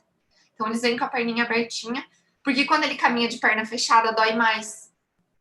Tá? Então, isso é bem comum. Normalmente, é aquele paciente bem gordinho, com as perninhas abertinhas, assim. A Amanda vai dizer que é verdade, porque é verdade mesmo. E eles andam de perninha aberta, porque quando fecha, dói mais. Então, isso é bem comum de epididimite, tá? Então, lembrem, é uma inflamação. É como se fosse uma amidalite. Se você põe a mão, dói. Então, é mais ou menos essa a ideia, tá? E agora a parte mais prática, que eu acho que é o que vale mais para a vida de vocês, que é essa parte de investigação, porque em geral em provas e tudo mais, escroto agudo não cai como torção, né? Pergunta sobre torção de testículo, o resto não. Mas eu acho que para nossa vida é muito importante, porque a gente vê que a maioria das pessoas não tem essa ideia das diferenças. E quando chega uma criança com dor testicular, todo mundo se apavora e todo mundo apavora a mãe junto, porque fala, meu Deus, você precisa correr porque é uma torção de testículo, seu filho vai perder o testículo. E a mãe chega desesperada na sua frente dizendo, doutora, meu médico falou que ele vai perder o testículo. E daí tá lá você para dizer que isso talvez não seja verdade. Então, com uma boa anamnese e um bom exame físico, vocês, na maioria das vezes, matam a charada e sabem o que é, tá? Então, vamos lá. As 3 mais comuns, torção de testículo, torção de apêndice e epididimite, tá? Idade. Então, assim, o RN vai ser difícil, é incomum. Na maioria das vezes vai ser o adolescente. Ou, tudo bem, a criança de 10, 11, 12 anos. Vocês vão ver que torção de testículo é em criança puberal, não é em criança pré-púbere. Então, não é aquela criança que não tem pelo, que o pênis é pequeno, que tem testículo pequeno. Claro, pode acontecer? Pode, mas não é o comum. Daí, 99% das vezes, 95%, para não dizer 99%, vai ser o adolescente. Então, é a criança já puberal, tá? A torção de apêndice e a epididimite, na maioria das vezes, é no pré-púbere. Então, é aquela criança de 6, 7 anos, 5, mais novinha, que tem essa dor meia boca, tá? O tipo de dor, então, na torção aguda, dor forte, incômodo, de uma hora para outra. Na torção do apêndice também. Mas na epididimite não, é aquela dor progressiva. Você pergunta para a criança, como é que era? Era fraquinha a dor? Era fraquinha e começou a piorar. Então, na maioria das vezes é assim. Náuseas e vômitos. Sim para torção de testículo, sim para torção de apêndice. Na epididimite não é comum, porque é só uma inflamação, não é um quadro assim tão agudo com uma dor tão brusca. E o exame físico, o que vocês têm que tirar dessa aula? Torção de testículo, testículo elevado e horizontalizado. Tá? Dá para ver, não é difícil. Vocês, só prestar um pouquinho de atenção. A hora que você palpa o testículo, vocês veem que está alto, está horizontalizado. Dá para ver tudo isso. Torção do apêndice, procura o ponto azul. Na maioria das vezes você consegue enxergar, às vezes não. E na epididimite, muito edema e hiperemia. Então, normalmente é aquele testículo mais gordinho e vermelho, tá? Claro, aqui é fácil. Vai ter vezes na vida real que você vai ter isso aqui. A criança chega com vários dias de evolução, ou às vezes 12 horas de evolução, um baita de um edema, e você não sabe mais o que é o que. Acontece, tá? Normalmente, quanto mais tempo passa, pior vai ficando o edema, pior vai ficando a hiperemia, e vai ficando tudo mais grudado e tudo mais difícil. Então, por vezes, você não consegue diferenciar só por uma anamnese e exame físico, mas na maioria das vezes consegue, tá? E agora a complementação da investigação. O Doppler. Todo mundo fala do Doppler, todo mundo manda para nós para fazer o Doppler. E todo mundo manda muito para o Pequeno Príncipe, porque no Pequeno Príncipe tem Doppler 24 horas por dia. No evangélico, quando vocês fizerem plantão, vocês vão acabar vendo mais a gente fazer indicação clínica de tratamento de torção de testículo.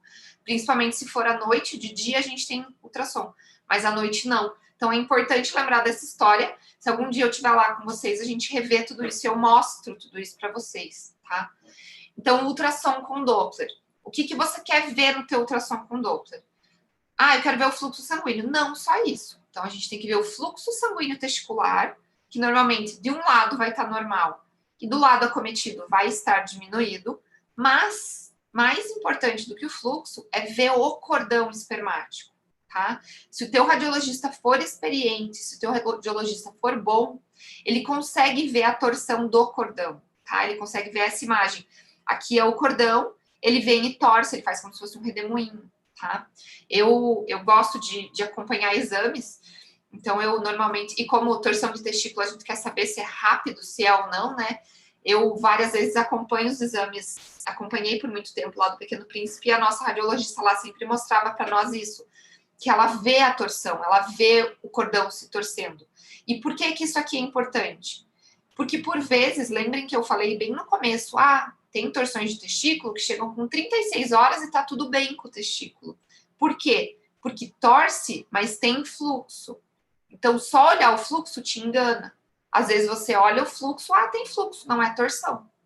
E manda a criança embora. Passa 3, 4, 5 dias, uma hora esse testículo vai sofrer.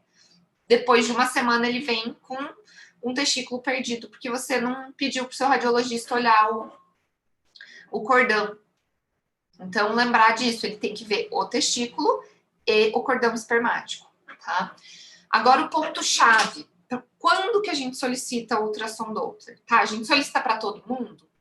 A gente solicita só para quem a gente acha que é torção? A gente solicita só para quem a gente examinou, fez uma boa história, fez um bom exame físico e ainda ficou na dúvida? Tá? Não existe uma resposta para isso certa, tá? Não tem um certo ou errado. Cada lugar faz a sua conduta, mas assim, o padrão ouro da torção de testículo é a exploração, mas o exame é o Doppler, tá? Então, o que a gente acaba fazendo? Pensando que quem tem, na maioria das vezes faz, mas a maioria dos lugares não tem um radiologista lá o tempo todo. Você tem uma certa dificuldade de acesso, e pensando nisso, as pessoas criaram o quê? Scores, tá? Eu vou falar bem rapidinho sobre esse score twist. Não precisam lembrar, não precisam anotar. Eu não sei ele de cabeça, tá? Eu, às vezes, abro a cola para eu lembrar. Mas o que é esse twist score, tá? Ele é o chamado, né, Testicular Workup for Ischemia and Suspected Torsion. Então, ele é um score que foi criado por brasileiros, vou dizer para vocês, para tentar prever numa situação clínica quando é uma torção de testículo ou não, tá? Ele se baseou aí em alguns sinais e sintomas que, independentes, eram altos preditores de torção testicular e criaram um score, tá? Esse score já foi validado em alguns lugares. O trabalho original dele é feito com a avaliação por urologistas. Então, obviamente, se eu ver uma dor testicular e a minha R1 ver uma dor testicular, eu com certeza vou saber mais e vou conseguir avaliar melhor.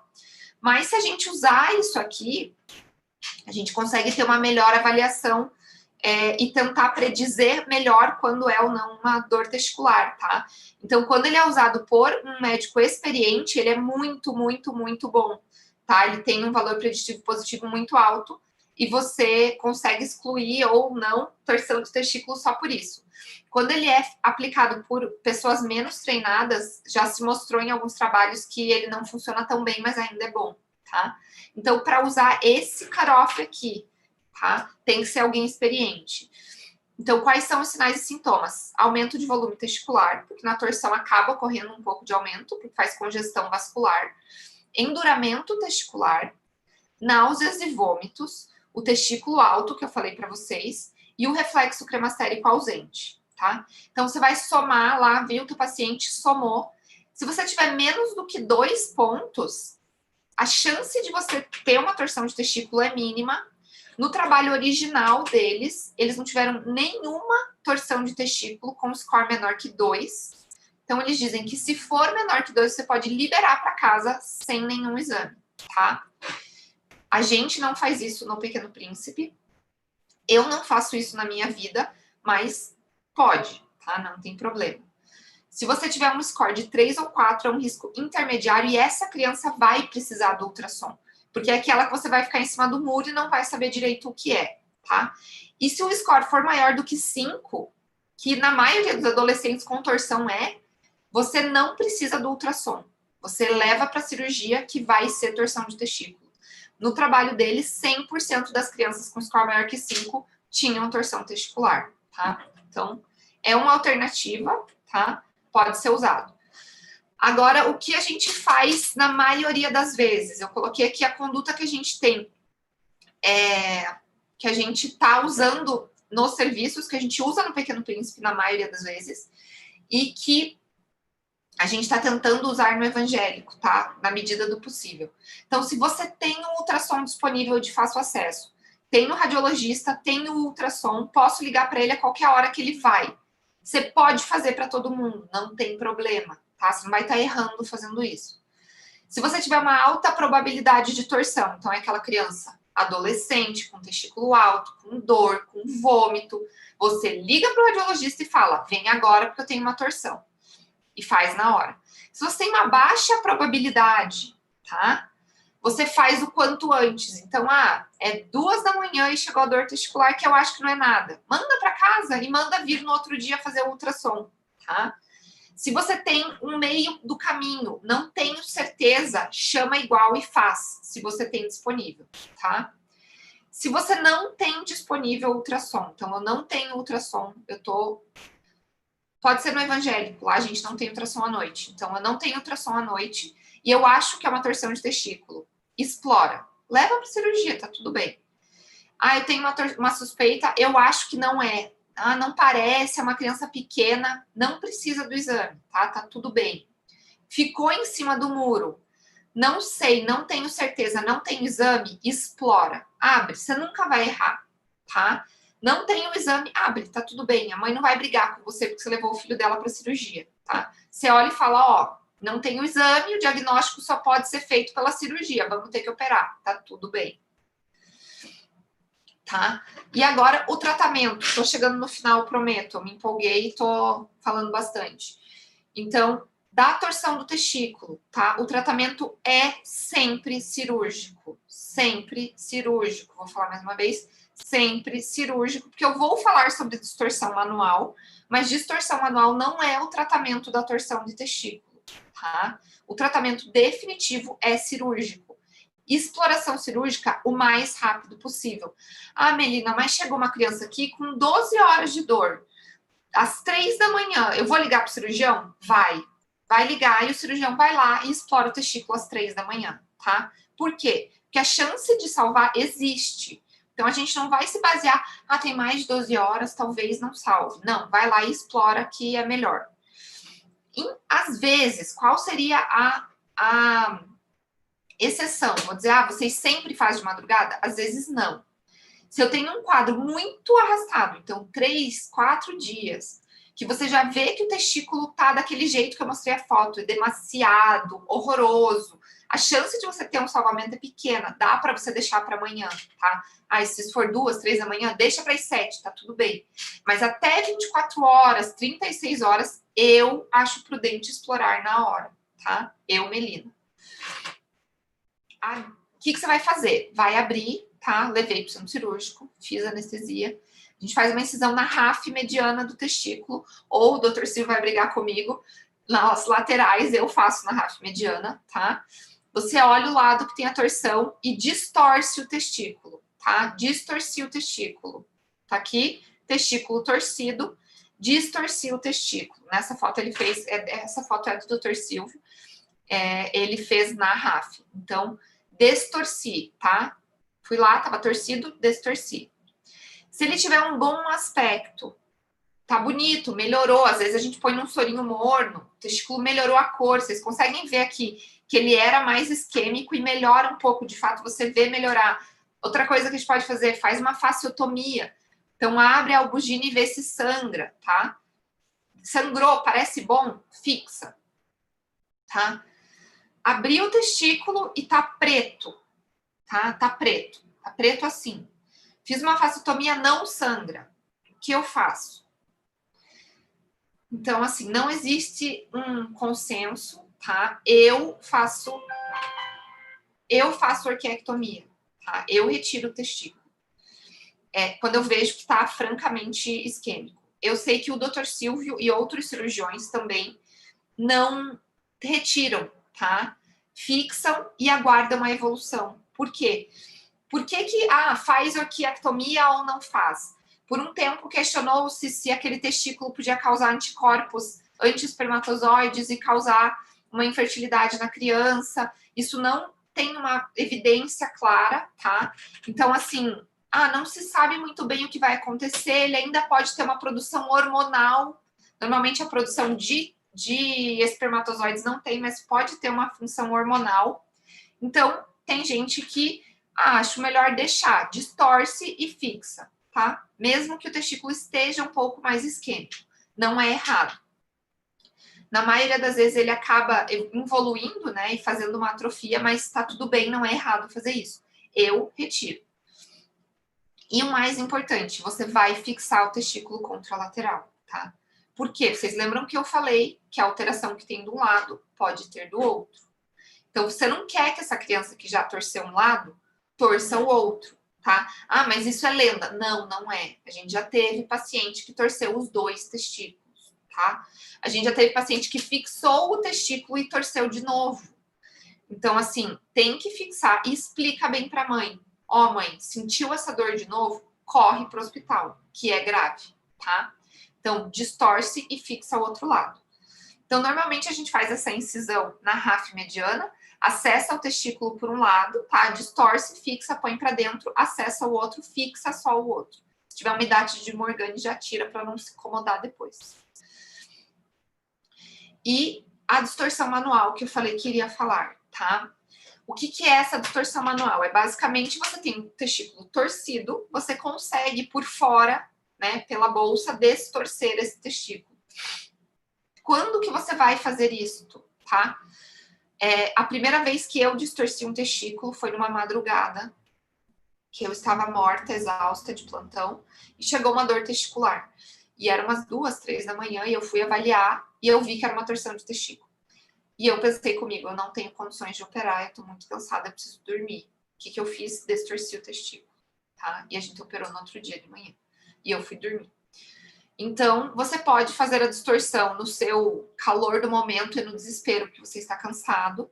Ou uma coisa que eu também faço. Chegou a criança, eu sei que é torção.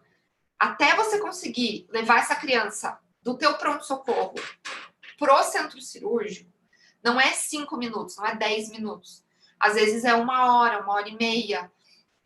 Principalmente no evangélico, onde a gente é um hospital geral de trauma, onde a gente não tem sala disponível o tempo todo, às vezes demora um pouquinho. Então, se você vai ter um atraso no teu tratamento cirúrgico, eu vou ter que esperar 1, 2 horas por uma sala. Para eu diminuir o meu tempo de isquemia, eu posso fazer a distorção manual, tá? Então, eu distorço no pronto-socorro e levo ele para cirurgia na hora que eu conseguir, tá? Não é errado, dá para fazer isso. Lembrando que você vai fazer a exploração cirúrgica obrigatoriamente o mais rápido possível. Seja dali 1, 2, 3, 4 horas, 12 horas que seja. Mas você não vai dar alta para essa criança sem explorar, tá? Por quê? Quando você faz essa distorção manual, eu até não comentei, mas quando a gente tem torção de testículo, às vezes não é uma volta, tá? Você pode ter 2, 3, a gente já viu 4 voltas. E você não consegue saber muito bem isso quando você vai distorcer, tá? Então, a não ser que você distorça e faça um Doppler para ver se voltou o fluxo e se não tem mais torção, você não tem como garantir 100% que está distorcido completamente, tá? Mas o que você... Dá para você distorcer mais de uma volta, já fiz isso. Hoje em dia, normalmente, eu faço 2. Então, eu faço 360 e mais 360, tá? Então, como que é essa distorção manual, tá? A maioria dos testículos torce para cá. Então, interno, rotação interna. Você pega o testículo e faz uma rotação externa, tá? Externa, como se fosse um livro aberto. Por isso que tem um livro ali. Por isso que tem um livrinho. Você distorce como se fosse abrir o livro, tá? Pode, então, ali, 360 ou mais, às vezes precisa de mais uma volta. E como que você sabe se deu certo? Ah, distorci, e aí? É muito legal, tá? Por quê? Porque normalmente a criança melhora da dor. Você faz a distorção e ela fala, nossa, não dói mais, tá? E o testículo que estava lá em cima cai para sua posição normal, tá? Então, isso é verdadeiro, não é mito. Muitas vezes, então, às vezes você pode fazer as 2 voltas, né? Distorcer 2 vezes para garantir. Ah, e se eu distorci para fora e não melhorou? Tá tudo bem, tenta distorcer para dentro, tá? Dá certo também. Você vai ver o testículo caindo e a dor melhorando, tá? Então, podem fazer distorção manual. Hoje, eu acho que fizeram uma distorção lá no evangélico para a gente operar depois. Se por um acaso eu estiver de plantão e vocês estiverem lá, a gente pode distorcer um testículo, eu mostro para vocês, tá? Não tem problema.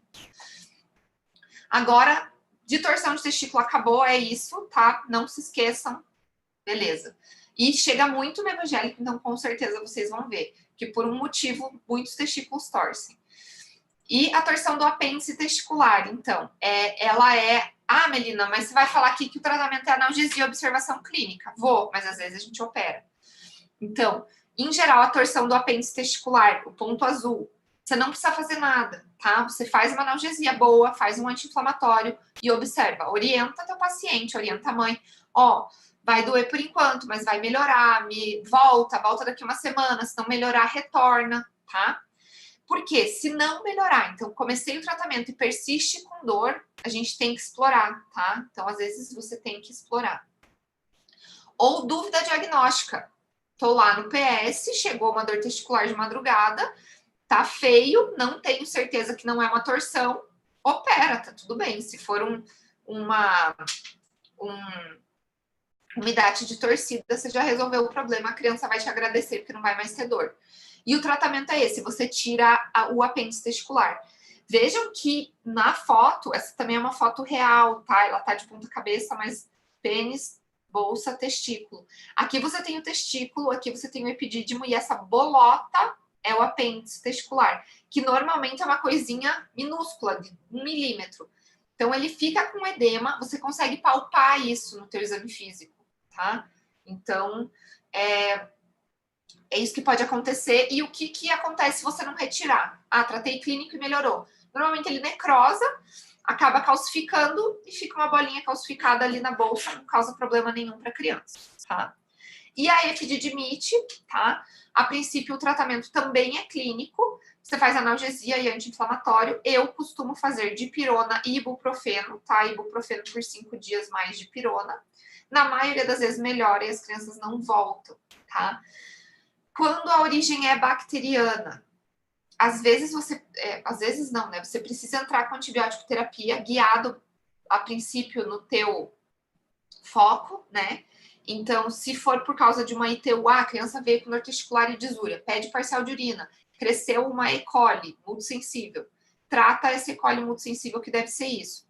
Se for de origem gonocóxica ou por clamídia, eu não vou lembrar o esquema agora, porque eu não trato mais essas coisas, mas você olha no Google rapidinho e trata desse jeito, tá? Lembrar que na bacteriana, às vezes, pode fazer abscesso. Então, às vezes, as crianças... A gente já teve criança que tratou clínico ou tratou com antibiótico, você volta, abre, tem pus dentro da bolsa. Então, às vezes, você precisa operar para drenar, mas não é o comum, na maioria das vezes, resolve clínico, tá? Alguma dúvida? Perguntem o quanto vocês quiserem.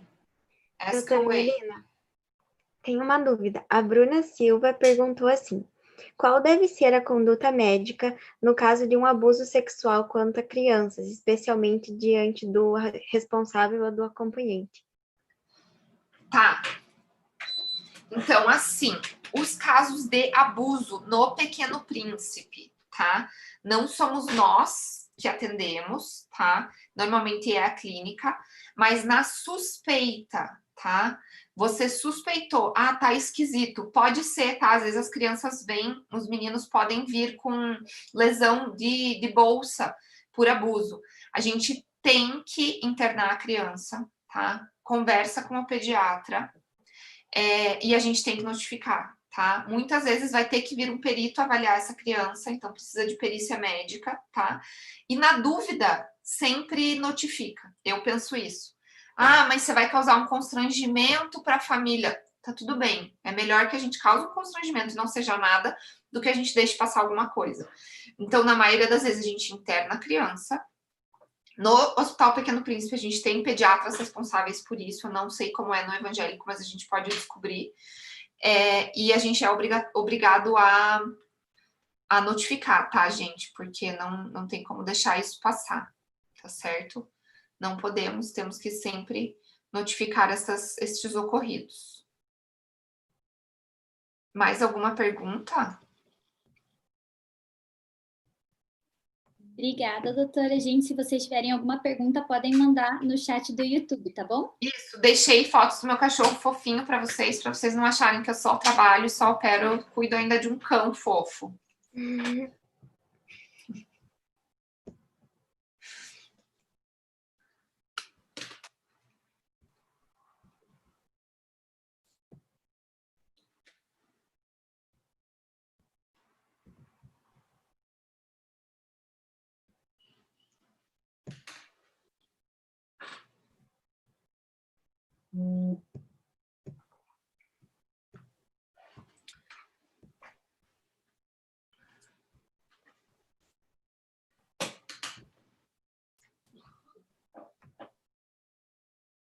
Então, gente, boa noite de volta. Eu queria agradecer aos palestrantes dessa jornada. Muito obrigada. Nós aprendemos muito. Eu acho que eu não me apresentei. Eu sou a Nicole, eu sou a presidente da LACIP. E a gente está muito, muito feliz e espero que todos tenham gostado. Então, eu sei que muita gente quer saber sobre as informações da Liga. Então, eu vou passar um pouquinho para vocês sobre as informações de como funciona a Liga, de quais são, quem pode fazer a prova, quando que vai ser a prova, que eu sei que está todo mundo querendo saber. Só um minutinho.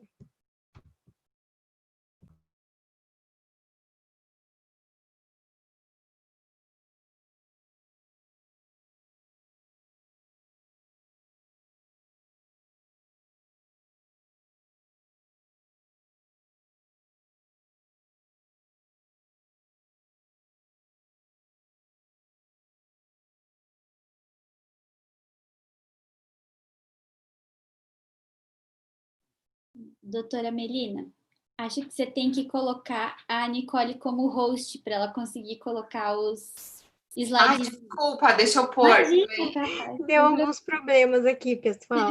Aí. Agora foi. Pronto, desculpa, gente. Eu sou acostumada. A gente não usa nas nossas coisas a parte rica do Zoom, só a parte pobre, né, Amanda? Então, pessoal, quem pode fazer a prova? São acadêmicos de medicina do 5º período ou que estão cursando a matéria de técnica operatória. Esses vão ficar como suplentes. Que entrada direta é os acadêmicos do 6º período da FEPAR ou que já finalizaram a matéria de técnica operatória. Então, assim, as nossas atividades são plantões no centro cirúrgico geral ou no centro cirúrgico obstétrico, e plantões opcionais no ambulatório.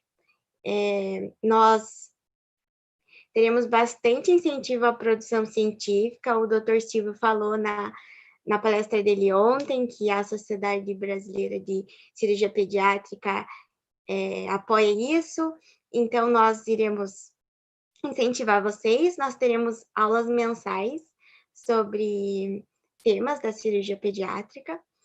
E então, assim, quando que vai ser a prova? Nós não temos data definida por causa da pandemia do Covid, mas temos uma boa notícia. O doutor Silvio, nosso coordenador, falou que é para começo do mês que vem, tá voltando ao normal as atividades do ambulatório, então a prova está chegando. E nós temos um manual que nós fizemos com os conteúdos que irão cair na prova, então vocês não precisam se preocupar que o que vai ser cobrado na prova vai estar nesse manual que a gente fez. Alguém tem alguma dúvida sobre a liga?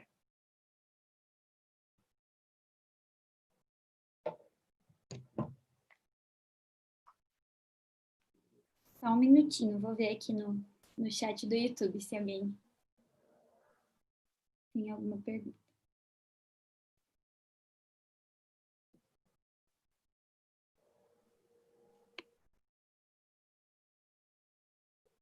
Ninguém tem dúvida, pessoal? Ficou tudo bem esclarecidinho? Então, acho que está tudo certo. A gente vai fazer o sorteio agora da Sanarflix. Só um minutinho aqui. Apareceu uma dúvida. Da Thaís Ferraz. Oi, os plantões seriam em quais horários?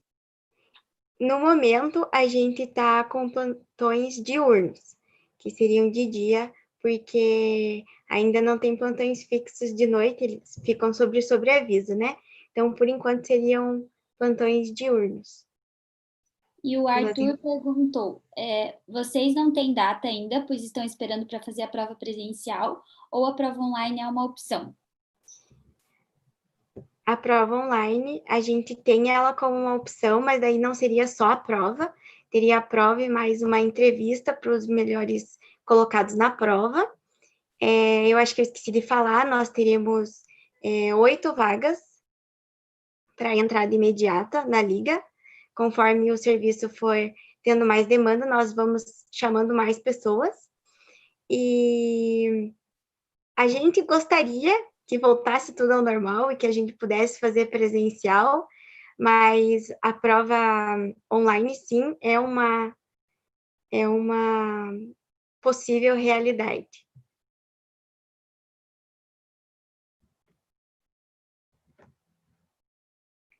Mais alguém? Acho que por enquanto não, mas se tiverem mais dúvidas, podem mandar, que daí eu vou perguntando aqui, ou também se surgirem dúvidas depois, vocês podem fazer pelo Instagram, tá bom? Que a gente responde.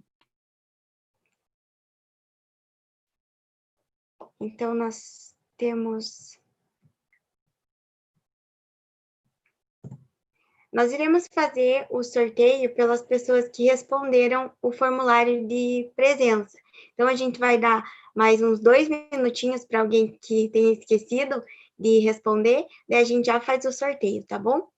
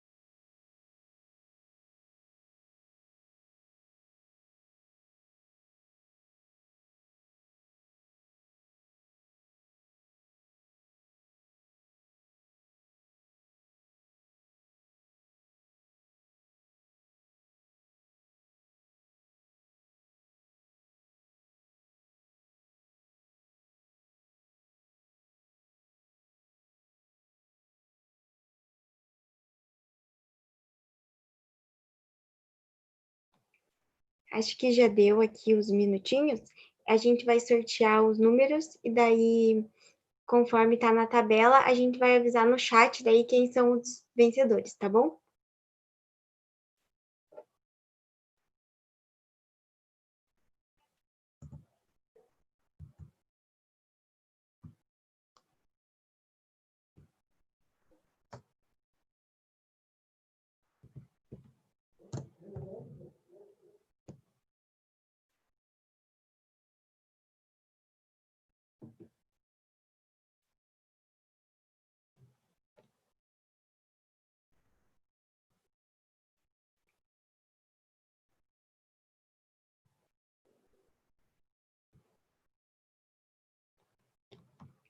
Então, esses foram os números, a gente vai ver qual que é o nome da pessoa aqui. Só um minutinho.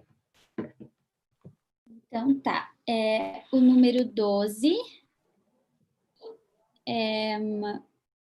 aqui, a Vitória Gabriela Berlitz. O número 72 é a Ingrid Beatriz Chet, acho.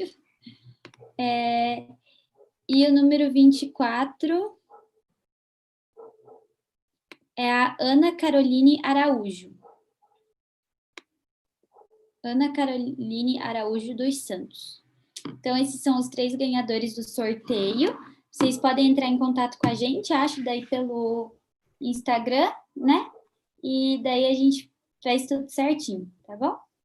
Alguém tem mais alguma dúvida? Então, a gente queria agradecer a Liga de Cirurgia Vascular e Endovascular da FEPAR por terem ajudado a gente a fazer a transmissão e possibilitado a gente melhorar a transmissão para vocês. E a gente quer agradecer por vocês terem possibilitado esse evento e espero que todos tenham aproveitado. Os certificados vão ser enviados por e-mail e as informações sobre a prova vai estar tudo nas nossas redes sociais, então, para vocês ficarem ligados. E é isso, e muito, muito, muito obrigada.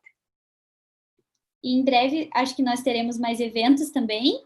Então, é só ficar de olho nas nossas redes sociais, como a Nicole falou, que daí a gente vai postando tudo lá. Obrigada, gente.